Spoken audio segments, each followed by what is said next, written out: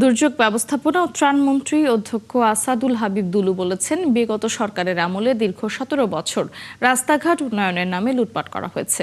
সেসব টাকা নিয়ে পালিয়ে গিয়ে ভারতে আশ্রয় নিয়েছে। লালমনিরহাটের সড়কের ভিত্তিপ্রস্তর স্থাপন অনুষ্ঠানে এসব কথা বলেন তিনি। শনিবার সকালে লালমনিরহাট সদর উপজেলার বড়বাড়ি ইউনিয়নের ৪.৫ কিলোমিটার সড়কের ভিত্তিপ্রস্তর স্থাপন করা হয়।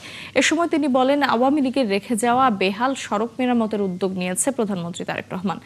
এছাড়া তাকে ভঙ্গুর বাংলাদেশের পুনর্গঠন করা সম্ভব না বলেও জানান তিনি। আমরা যেহেতু জনগণের ম্যান্ডেটে রাষ্ট্র ক্ষমতায় গিয়েছি, মানুষের অনেক আকাঙ্ক্ষা, অনেক দাবি আমাদের প্রতি, সেই দাবি আকাঙ্ক্ষা যাতে আমরা বাস্তবায়ন করতে পারি। আমরা যারা রাজনীতিবিদ আছি, আমরা যেমন সৎ থাকবো, সমস্ত কর্মকর্তাকেও সৎ থাকতে হবে। বাংলাদেশকে একটি দুর্নীতিমুক্ত মানবিক গণতান্ত্রিক রাষ্ট্র করার যে অভিযাত্রা শুরু হয়েছে আমাদের বর্তমান মাননীয় প্রধানমন্ত্রী তারেক রহমানের নেতৃত্বে, সেটা বাস্তবায়নের ক্ষেত্রে আমরা সকল স্তরের মানুষের সহযোগিতা চাই।